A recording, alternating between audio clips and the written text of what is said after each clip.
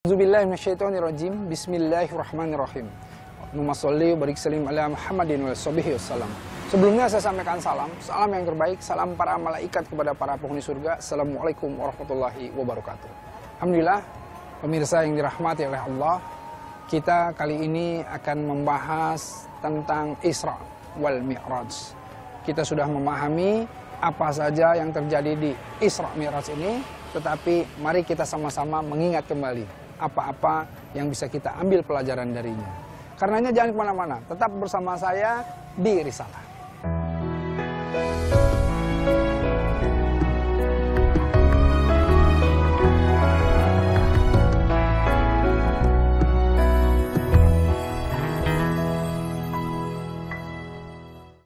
Pemirsa yang dirahmati oleh Allah, jika kita membahas Isra Mi'raj, tentu kita akan membahas bagaimana Allah menjelaskan dalam surah Al-Isra ayat 1, Subhanalladzi asra bi'abdihi lailan minal masjidil haram ilal masjidil aqsa, di mana Maha Suci Allah yang telah memperjalankan hambanya pada satu malam dari Masjidil Haram ke Masjidil Aqsa.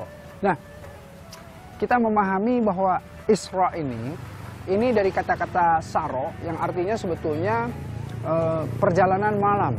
Ya, jadi bagaimana Allah memperjalankan Rasulullah SAW itu di malam hari. Peristiwa ini tentu peristiwa yang sangat mengejutkan pada saat itu. Tidak ada satupun orang-orang yang bisa mencapai secara akalnya bagaimana 14 abad yang lalu Rasulullah SAW itu melakukan perjalanan dari Masjidil Haram ke Masjidil Aqsa. Yang kalau kita lihat dari Makkah ya ke Palestina itu sangatlah jauh. Tidak mungkin dicapai dengan kendaraan semacam kuda atau unta ya, yang secepat apapun tidak mungkin tercapai dalam waktu satu malam, apalagi bolak-balik. Nah, ini dilengkapi dengan bagaimana Rasulullah SAW mengisahkan Mi'raj. Jadi Isra-nya saja sudah tidak bisa dicapai dengan akal, apalagi Mi'rajnya. Mi'rajnya ini adalah perjalanan Rasulullah SAW dari Masjidil Aqsa itu ke Sidratul Muntaha untuk menerima perintah sholat. Nah, bayangkan, sulit sekali bagaimana kita mendekati peristiwa Isra Mi'raj ini jika tanpa keimanan. Jika tanpa keimanan, sulit sekali.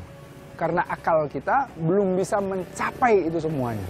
Ya, akal kita belum bisa mencapai. Yang bisa menggapai itu adalah keimanan. Karena ini berasal dari Allah dan Rasulnya. Karena ini berasal dari Al-Quranul Karim. Semua yang berasal dari Allah tentu yang hak, yang sebenar-benarnya. Informasi yang tidak bisa kita tolak atau tidak bisa tertolak. Nah, karenanya coba kita lihat. Ada yang namanya kecerdasan, di mana dia bisa mencapai itu semua dengan iman, ada yang bisa mencapai dengan akal.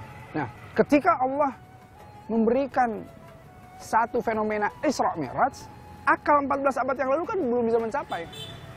Jadi total yang namanya Isra dan Mi'raj ini mesti dicapai dengan keimanan, keyakinan saja. Tetapi kalau sekarang, 14 abad kemudian, Isra-nya ini bisa dicapai oleh akal.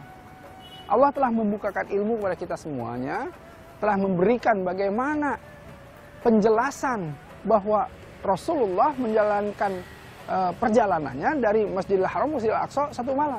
Ya, karena kita sekarang sudah menemukan teknologi pesawat terbang.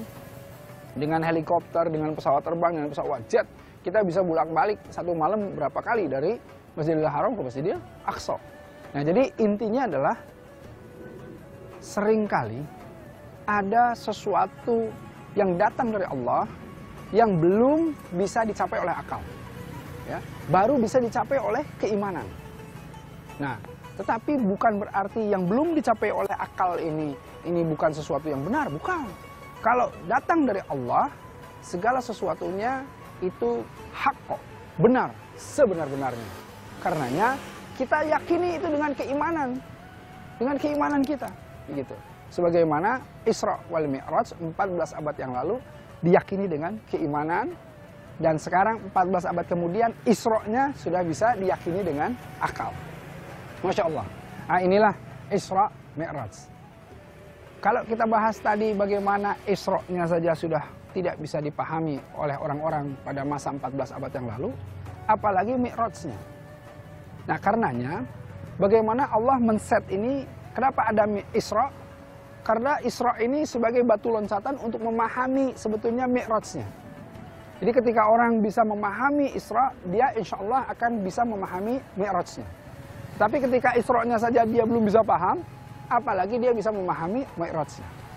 Begini, 14 abad yang lalu saya tadi sudah sebutkan bahwa sulit orang memahami Isra karena belum ada teknologi atau belum ada ilmu yang kemudian Allah berikan kepada mereka agar supaya mereka paham bahwa kecepatan manusia itu pada saat itu hanya bisa melakukan perjalanan dengan kecepatan kendaraan semisal kuda atau unta.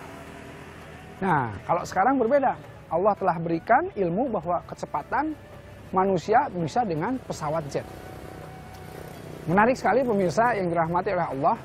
Tetapi sebelum saya lanjutkan keterangan atau pembahasan kita mengenai Isra wal Mi'raj, kita akan bahas di sesi selanjutnya.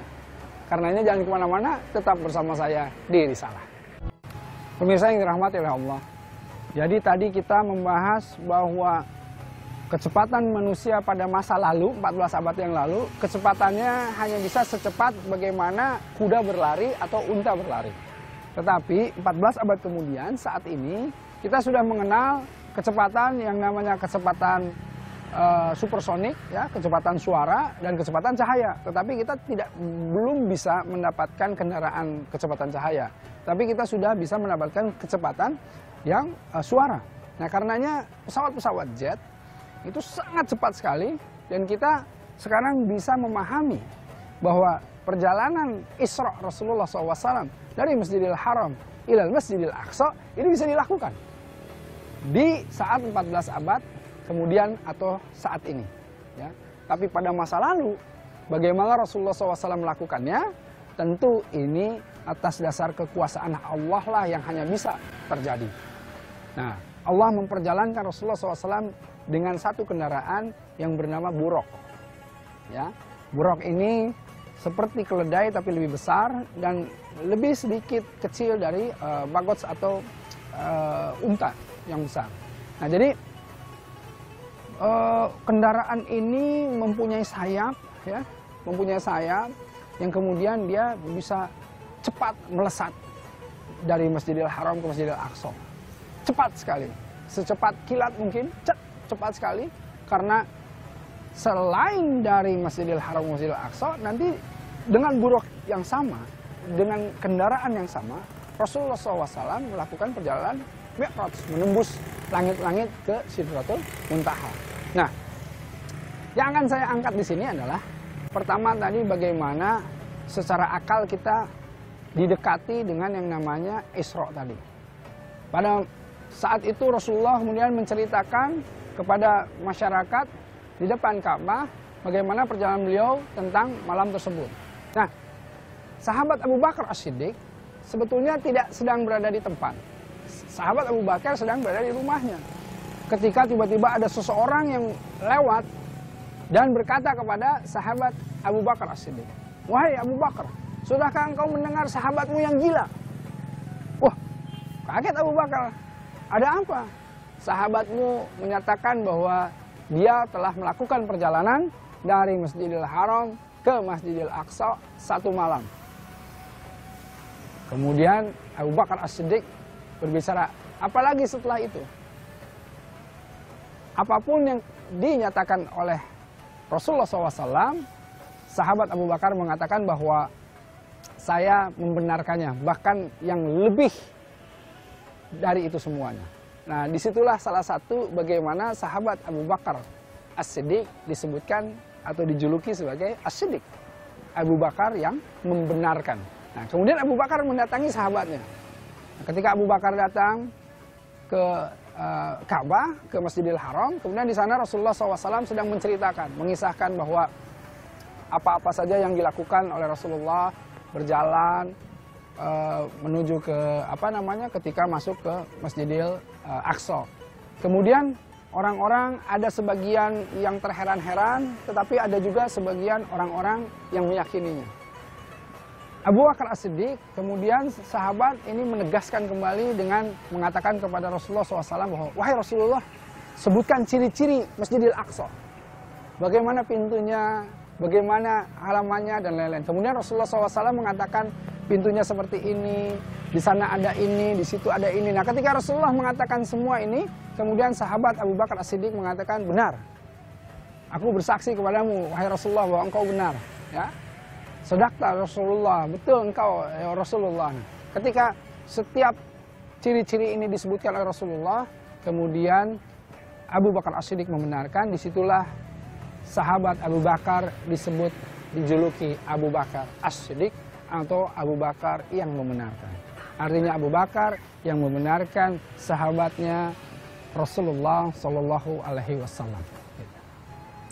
Menarik sekali. Dari sana kemudian para pendengar atau umat pada saat itu, masyarakat Quraisy pada saat itu, kemudian menantang Rasulullah dengan menjawab bahwa oh, Rasulullah memang dari sejak kecil beliau ini kan sebagai pedagang. Jadi boleh jadi beliau sudah tahu ciri-ciri Masjidil Aqsa seperti apa. Gitu. Nah, tetapi kemudian Rasulullah menjawab bahwa sesungguhnya ada dua kabilah.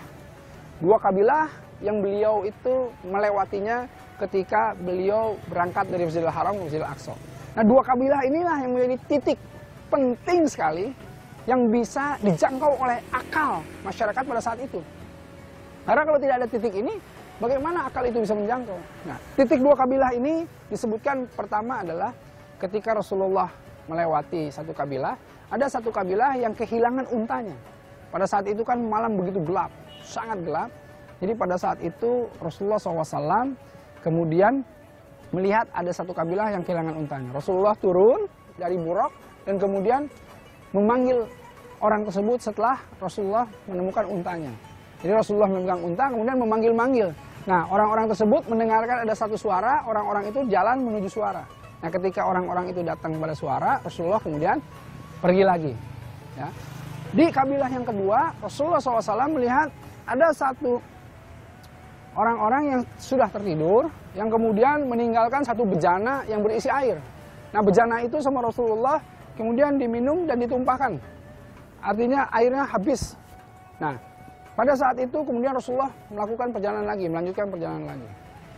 Nah, dua kabilah itu sedang menuju kepada Masjidil Haram. Nah, jadi masyarakat pada saat itu langsung tanpa menunggu lama, tidak menunggu kabilah itu datang, tetapi menjemput mereka semuanya. Nah, mereka menjemput, kemudian bertemu kabilah yang satu. Kemudian mereka bertanya, benarkah engkau kehilangan unta dan lain-lain? Kemudian dijawab benar. Kami kehilangan unta dan pada satu malam itu kami mendengar suara, kami datangi suara tetapi tidak ada orangnya, yang kami dapatkan hanyalah untanya. Nah, itu satu. Dan kemudian disebutkan oleh Rasulullah ciri-ciri bagaimana pelanaknya, untanya dan lain-lain, kainnya segala macam dan cocok. Kemudian pergi lagi ke kabilah yang satu lagi, bertanya lagi apakah kemudian yang terjadi pada malam itu ada keanehan. Kabilah ini pun menyatakan bahwa pada malam itu yang kami heran adalah air yang di bejana tadinya penuh, kemudian paginya dia lihat sampai kosong padahal tidak ada yang bocor. Tepat seperti apa yang disampaikan oleh Rasulullah SAW. Nah, jadi kedua inilah yang membuat orang-orang Quraisy akhirnya terpecah. Yang yakin, yang beriman kepada Rasulullah semakin yakin. Yang menentang semakin menentang. Kenapa? Padahal sebetulnya mereka menemukan kebenaran, tetapi mereka menentang karena kalau mereka meyakini, membenarkan Isra, mereka juga harus membenarkan Mi'rajnya. Dan membenarkan Mi'rajnya inilah yang mereka tidak mau, karena mereka harus membenarkan bahwa Rasulullah SAW mendapatkan perintah langsung dari Allah untuk menjalankan sholat 5 waktu. Nah, inilah kisahnya. Menarik sekali pemirsa yang dirahmati oleh Allah. Nanti kita akan bahas juga ibrah-ibrahnya tentang kisah ini. Karenanya jangan kemana-mana, tetap bersama saya di Risalah. Pemirsa yang dirahmati oleh Allah, jika kita tadi teruskan bagaimana kisah Rasulullah SAW di dalam Isra Sekarang kita akan membahas bagaimana dalam Mi'raj. Jadi ketika Rasulullah dari Masjidil Haram kemudian mendatangi Masjidil Aqsa, kemudian Rasulullah sholat 2 rakaat di sana. Lalu malaikat Jibril menawarkan kepada Rasulullah minuman. Rasulullah ditawarkan khamar dan susu. Rasulullah lebih memilih susu.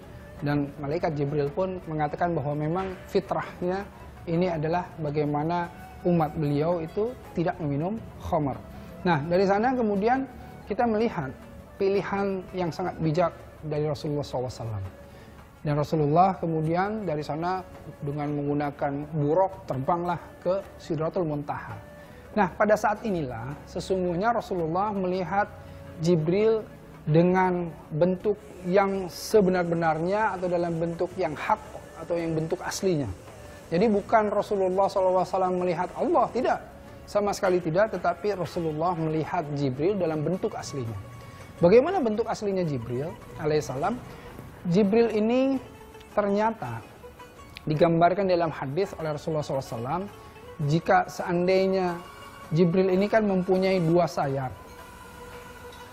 Bulu di antara kedua sayapnya ini, bulu di antaranya ini, jadi ada sayapnya 2 dan bulu di antaranya ini kalau kita lihat itu bagaikan bumi itu yang satu di ufuk barat dan satu lagi di ufuk timur. Jadi kalau kita lihat di antara bulunya ini bumi itu kecil sekali di antara kedua bulunya.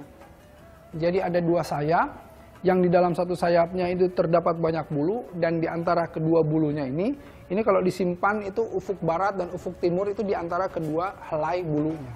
Jadi bayangkan betapa besarnya malaikat Jibril tersebut. Malaikat yang sangat besar dengan kecepatan cahaya, ya, yang melebihi kecepatan cahaya. Kenapa melebihi kecepatan cahaya? Karena malaikat kan diciptakan dari cahaya.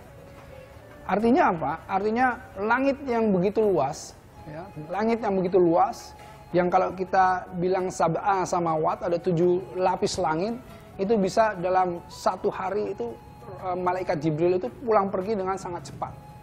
Ini bisa dipahami betapa kalau kita menyebutkan konsep Allahu Akbar, ya, kita tidak bisa membayangkan sebesar apa Allah, karena kita tidak bisa menjangkau dari imajinasi kita sebesar apa pula yang namanya alam semesta. Ya, jadi alam semestanya saja sudah besar, apalagi sang penciptanya. Nah, karenanya kalau kita lihat dari ibrahnya tadi, bagaimana Rasulullah SAW melihat Jibril dalam bentuk yang sebenar-benarnya, ini bentuk yang sangat besar sekali. Nah, kemudian Rasulullah berjumpa dengan para nabi itu di lapis-lapis langit. Ya, salah satunya lapis langit yang pertama Nabi Adam alaihissalam, kemudian ada Nabi Isa, ada terus sampai langit yang ke-7 beliau berjumpa dengan Nabi Ibrahim alaihissalam yang sedang bersandar di atas masjid. Ya. Jadi Baitul Ma'mur itu adalah satu masjid di langit ke-7 yang sebetulnya satu poros dengan Masjidil Haram. Jadi ketika Rasulullah SAW bertemu dengan Nabi Ibrahim alaihissalam, beliau sedang bersandar di salah satu tiangnya. Ya, di salah satu tiangnya Baitul Ma'mur namanya, dan di sana beliau bercakap-cakap dengan Nabi Ibrahim alaihissalam. Di sana, di Baitul Ma'mur, di masjid di langit ke-7, setiap harinya masuk 70.000 malaikat yang tidak keluar lagi. Jadi masuk 70.000 malaikat ke dalamnya untuk bertasbih, mensucikan Allah, dan tidak keluar lagi. Bayangkan betapa banyaknya malaikat, betapa besarnya langit Allah ini, betapa besarnya jagat raya. Wallahu a'lam. Subhanallah. Nah, dari sana kemudian malaikat Jibril mengantarkan Rasulullah SAW ke Sidratul Muntaha. Disinilah batas antara malaikat Jibril dengan Rasulullah. Malaikat Jibril mempersilahkan, Rasulullah mengajak malaikat Jibril, tetapi malaikat Jibril menyatakan bahwa saya hanya bisa sampai di sini. Kemudian Rasulullah melangkah ke depan, dan disitulah terjadi percakapan antara Rasulullah SAW dengan Allah, yang kita pahami bagaimana Rasulullah mendapatkan perintah untuk melaksanakan kewajiban sholat 5 waktu. Jadi sholat itu sebenarnya yang diterima perintahnya pertama kali dari Allah kepada Rasulullah SAW itu bukan 5 waktu tetapi 50 waktu. Nah, 50 waktu di dalam satu hari, bayangkan 24 jam kita harus sholat 50 waktu dan wajib sholat ini. Dan ketika Rasulullah kemudian meninggalkan Sidratul Muntaha, Rasulullah bertemu dengan Nabi Musa alaihissalam. Nabi Musa alaihissalam lah yang kemudian memberikan nasihat kepada Rasulullah. Wahai Rasul, wahai Nabi Muhammad, umatmu tidak akan pernah bisa melaksanakan ini semuanya. Mintalah keringanan kepada Allah. Dan Allah memberikan keringanan yang tadinya harus 50, tetapi Allah kemudian menyatakan lakukanlah 5 waktu dalam satu hari, tetapi yang namanya rahmatnya Allah, pahalanya tidak dikurangi. Ya, ini subhanallah, pahalanya tidak dikurangi, jadi setiap satu kali diberikan 10 kali pahalanya, sesuai dengan yang tadinya diperintahkan 50 kali. Ya, dan ketika Rasulullah kembali lagi melewati Nabi Musa alaihissalam, Nabi Musa juga menyatakan bahwa umatmu pun tidak bisa melaksanakannya 5 kali dalam sehari. Mintalah lagi keringanan kepada Allah. Kemudian Rasulullah berbicara kepada Nabi Musa alaihissalam bahwa, wah saya malu untuk meminta lagi keringanan kepada Allah. Ya. Jadi betapa akhlak Rasulullah pun terlihat dari bagaimana percakapan Rasulullah dengan Nabi Musa alaihissalam. Ini ada satu kisah ya, yang dikisahkan dari para ulama ya, kepada para kiai, kemudian kepada ustadz-ustadz, kepada para jamaahnya, bahwa ada sesuatu yang menarik sekali ketika Rasulullah menerima perintah sholat ini. Jadi ketika Rasulullah masuk ke dalam Sidratul Muntaha, kemudian disebutkan at-tahiyatul mubarakatuh sholawatu thayyibatu lillah. Ini yang disebutkan Rasulullah SAW, bahwa penghormatan, at-tahiyatul mubarakah, keberkahan, thayyibah, seluruh kebaikan lillah, untuk Allah, lillahi ta'ala, hanya untuk Allah saja semata. Dan kemudian Allah menjawab dengan assalamu alaika ayuhan nabi wa rahmatullah wa barakatuh. Nah, ketika Allah assalamu alaika yang artinya hanya kepada Rasulullah saja berkah dan rahmat itu tercurah, Rasulullah menyatakan bagaimana dengan umatku ya Allah? Bagaimana dengan umatku? Jadi Rasulullah berjumpa dengan Allah, bercakap dengan Allah, ya. Tetapi Rasulullah masih mengingat umatnya. Karenanya Allah kemudian mengatakan assalamu alaina. Ya, Allah kemudian mendoakan kepada semua, tetapi hanya ibadillahis salihin, kepada hamba-hambanya yang soleh saja. Ya, jadi ketika Rasulullah menyatakan bahwa berikanlah juga salam, keselamatan, berkah dan rahmat kepada umatku, kemudian Allah menyetujuinya dengan assalamu alaina wa ala ibadillahis salihin, tetapi hanya kepada hamba-hambanya yang soleh saja. Dan inilah yang kemudian peristiwa ini diangkat di dalam sholat kita. Masya Allah. Dan banyak sekali sebetulnya ibrah-ibrahnya, pelajaran-pelajarannya, banyak sekali yang kita harus terus kaji, kita harus terus gali dalam peristiwa Isra wal Mi'raj ini. Menarik sekali pemirsa yang dirahmati oleh Allah, tapi akhirul kalam, tidak ada yang lebih baik dari saya yang berbicara ataupun yang mendengarkan, karena yang lebih baik di sisi Allah adalah yang mengamalkannya. Saya Erik Yusuf, sampai berjumpa di episode mendatang dalam Risalah Informasi Islami Jiwa Muslimin Sejati. Billahi taufik wal hidayah. Assalamualaikum warahmatullahi wabarakatuh.